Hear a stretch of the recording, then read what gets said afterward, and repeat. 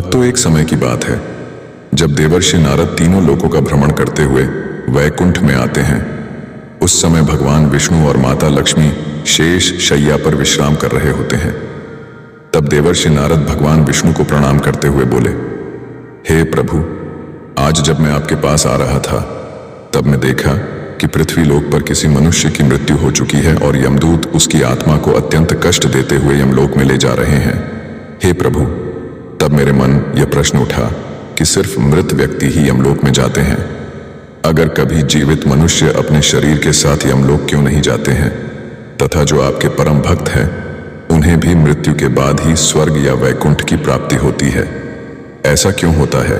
हर जीव को अपना शरीर प्रिय होता है और जब आत्मा शरीर को छोड़ता है तो उस प्राणी को भी अत्यंत कष्ट भोगना पड़ता है। हे प्रभु, कृपा करें और भक्त की जिज्ञासा को शांत कीजिए। भक्तों, तब भगवान विष्णु मुस्कुराते हुए बोले, हे देवर्षि, आपने समस्त लोक कल्याण हेतु महत्वपूर्ण प्रश्न किए हैं। इन सारे प्रश्नों के उत्तर मैं आपको एक सच्ची कथा के माध्यम से देता हूं। आप इस कथा को ध्यान से पूरा सुने, तब आपको मनुष्य प्राणियों के बारे में कई गुना अधिक ज्ञान की प्राप्ति होगी। यह कथा मेरे भक्त मृत्यु के देवता यमराज की है, जिससे उनका अहंकार मेरे ही वरदान से टूटा था। जो भी मनुष्य इस कथा को पूरा सुनता है उसे मृत्यु के बाद अक्षय लोक की प्राप्ति होती है। देवर्षि नारद मुनि कहते हैं, हे प्रभु, मैं इस कथा को पूरा ध्यान से सुनूंगा और इसका प्रसार भी करूंगा। कृपा करें और इस कथा को कहे। मित्रों, भगवान विष्णु कहते हैं, हे देवर्षि, अध्य देश में एक अत्यंत शोभायमान नगरी थी। उस नगरी में एक धनवान सेठ रहता था। वह उस सेठ के पास कुत्ता होता है। वह सेठ बहुत लालची और कपटी स्वभाव का होता है, किंतु वह भगवान विष्णु का परम भक्त होता है। वह हमेशा अपने इष्ट देव भगवान विष्णु की पूजा आराधना करता रहता था। फिर एक दिन उस सेठ की भक्ति से प्रसन्न होकर भगवान विष्णु उससे मिलने के लिए पधारते हैं और उसे दर्शन देते हैं और कहते हैं, हे वत्स, मैं तुम्हारी भक्ति से अत्यधिक प्रसन्न हूँ। मांगो, तुम्हें जो भी वर चाहिए, तुम्हारी जो भी इच्छा और मनोकामना है मैं अवश्य पूर्ण करूंगा। मित्रों, भगवान विष्णु कहते हैं, हे देवर्षि नारद, वह सेठ भगवान से कहता है, हे प्रभु, मैं आपके दर्शन करके धन्य हुआ। प्रभु, मुझे कुछ नहीं चाहिए, मेरे पास आपका दिया हुआ सब कुछ है। फिर वह सेठ एक सादा कागज निकालता है और भगवान विष्णु से कहता है, हे प्रभु, आप इस कागज पर अपने दस्तखत कर दीजिए ताकि मैं दुनिया के लोगों को भगवान के होने का सबूत दिखा सकूं। आजकल दुनिया में कोई यह मानना ही नहीं चाहता है कि भगवान है। फिर भगवान ने कहा, ठीक है वत्स, लाओ, मैं तुम्हारे कागज पर दस्तखत कर देता हूं। इतना कहकर भगवान विष्णु उस सेठ के कागज पर दस्तखत कर देते हैं और अंतर ध्यान हो जाते हैं। फिर वह सेठ उस कागज को हमेशा अपनी जेब में ही डालकर रखता था ताकि वह दूसरों को भगवान के होने का सबूत दिखा सके। फिर कुछ दिनों बाद उस सेठ का वह कुत्ता मर जाता है, जिससे वह सेठ बहुत ही दुखी हो जाता है। सेठ का कुत्ता मृत्यु के बाद यमलोक में जाने लगता है। फिर यमलोक पहुंचने के बाद वह कुत्ता यमराज के सामने आकर खड़ा हो जाता है। यमराज उस कुत्ते का लेखा जोखा निकालते हैं और कहते हैं, हे श्वान, तुमने तो पशु का जन्म पाकर भी कोई पाप नहीं किया है। तुमने हमेशा अपने मालिक के साथ वफादारी की है, कभी किसी पशु पक्षी आदि प्राणियों को कष्ट नहीं दिया है। तुमने अपने सभी काम बड़े ईमानदारी के साथ किए हैं। हे स्वान, एक कुत्ते का जन्म पाकर भी तुमने कोई भी घृणित कार्य नहीं किए हैं, इसीलिए तुम्हारे सभी जन्मों के पाप अब नष्ट हो चुके हैं। हे श्वान, अब तुम बताओ, तुम किस लोक में जाना चाहते हो? तुम जहां चाहोगे वहां तुम्हें भेजा जाएगा। तुम जिस प्राणी का जन्म चाहते हो वह जन्म भी तुम्हें दिया जाएगा। हम तुम पर बड़े ही प्रसन्न हैं। शीघ्र बताओ, तुम्हारी क्या मनोकामना है? फिर वह कुत्ता बोलने लगता है, हे धर्मराज, आप चाहे मुझे नरक में भेजो या स्वर्ग में, मैं कहीं पर भी जाने के लिए तैयार हूं।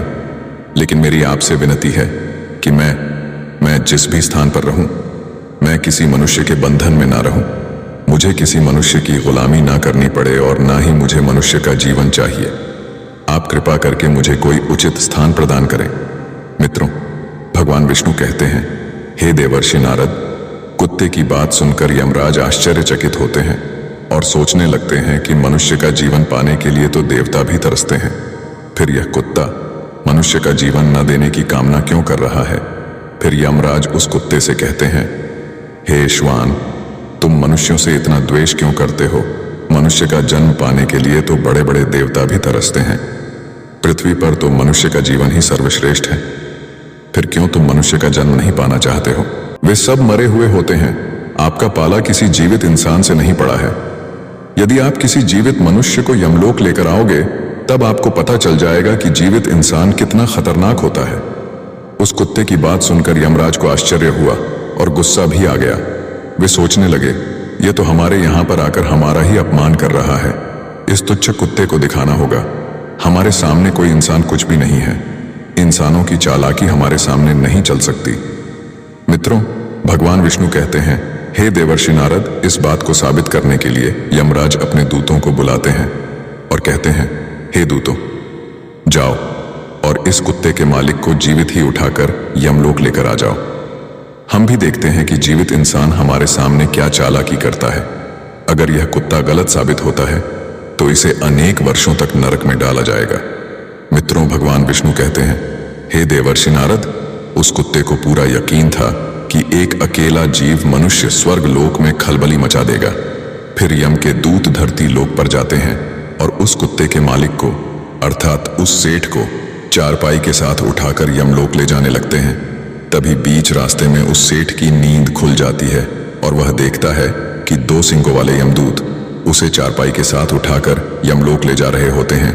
वह सेठ उन यमदूतों से पूछने लगता है, हे यमदूत, क्या मेरी मृत्यु नींद में हो चुकी है? तब यमदूत कहने लगते हैं, नहीं मनुष्य, तुम अभी जीवित ही हो। फिर वह सेठ कहता है, फिर आप दोनों मुझे कहाँ ले जा रहे हैं? मैंने कौन सा पाप किया है? यम के दूत उस सेठ को सारी कहानी बता देते हैं और कहते हैं, तुम्हारे कुत्ते ने यमराज से कहा है कि जीवित मनुष्य बहुत चालाक होता है। इसीलिए इस बात का परीक्षण करने के लिए यमराज ने आपको जीवित ही यमलोक लाने के लिए कहा है। उस सेठ को पूरी बात समझ में आती है और वह कुछ देर तक सोचने लगता है और फिर तुरंत उसकी जेब में रखा हुआ वह कागज निकालता है जिस पर भगवान विष्णु ने दस्तखत किए हुए होते हैं। वह उस कागज पर कुछ लिख देता है और फिर से कागज को अपनी जेब में रख लेता है। यमदूत उस सेठ को लेकर यमराज के दरबार में उपस्थित हो जाते हैं। मित्रों, भगवान विष्णु कहते हैं, हे देवर्षि नारद, उस सेठ को देखते ही यमराज जोर जोर से हंसने लगते हैं और सोचने लगते हैं, यह तुच्छ मनुष्य भला मेरा क्या बिगाड़ पाएगा। फिर वह सेठ जाकर यमराज के सामने खड़ा हो जाता है और अपनी जेब से वह कागज निकालकर यमराज को देता है। जब यमराज उस कागज को खोलकर पढ़ने लगते हैं तो वे तुरंत ही सिंहासन से उठकर खड़े हो जाते हैं और उस सेठ को सिंहासन पर बिठाकर खुद उसके स्थान पर खड़े हो जाते हैं, जिसे देखकर यमराज के सभी दूत चौंक जाते हैं। सोचने लगते हैं, यमराज ये क्या कर रहे हैं? एक मानव को अपने सिंहासन पर बिठा रहे हैं। ये जरूर कोई पहुंचा हुआ इंसान लगता है। वह सेठ अब यमपुरी का राजा बन जाता है। यमराज भी उसका आदेश मानने के लिए विवश हो जाते हैं। फिर वह सेठ सिंहासन पर बैठते ही यमलोक के सभी कानून बदल देता है और यमराज को ही यमलोक के द्वार का पहरेदार बना देता है। फिर वह सेठ सोचने लगता है, जब मैं मर जाऊंगा तो मुझे भी यहाँ पर आना पड़ेगा और मेरे पाप कर्मों के कारण मुझे भी नरक में डाला जाएगा। इसीलिए उस सेठ ने नरक में पड़े सभी प्राणियों को स्वर्ग में डालने का आदेश दिया और नरक का द्वार हमेशा के लिए बंद कर दिया।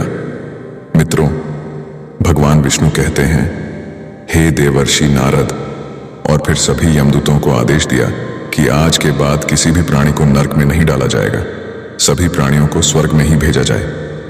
सेठ के इस आदेश को सुनकर स्वर्ग लोक में खलबली मच गई। सभी देवता हैरान हो गए, लेकिन वे कर भी क्या सकते थे?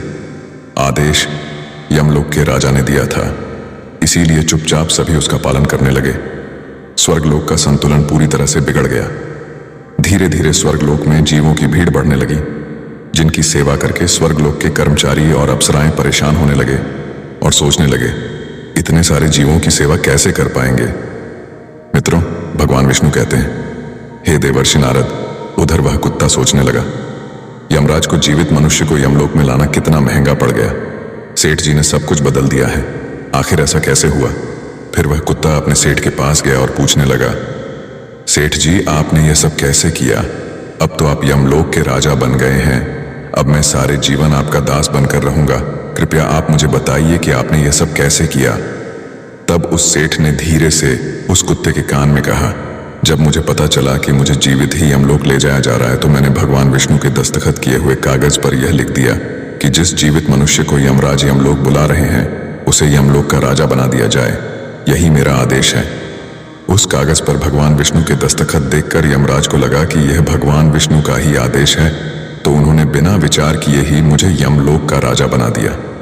सेठ की बात सुनकर वह कुत्ता बहुत खुश हुआ और सोचने लगा, इंसानी दिमाग चाहे जहां भी रहे रापात तो करेगा ही। इधर यमलोक का ऐसा हाल देखकर सभी देवता भगवान विष्णु से मिलने के लिए वैकुंठ चले गए और उन्हें सारी बात बता दी।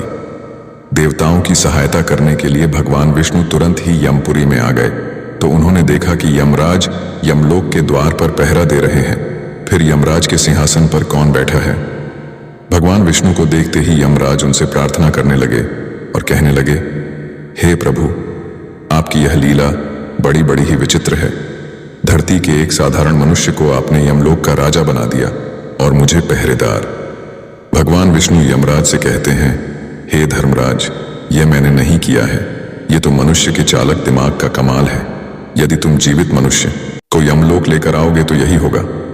इसीलिए मैंने मृत्यु के बाद ही मनुष्य को यमलोक लाने का आदेश दिया था, ताकि मनुष्य के सभी दोष और स्वभाव शरीर के साथ नष्ट हो जाएं और केवल उसकी आत्मा ही यमलोक में प्रस्थान करे।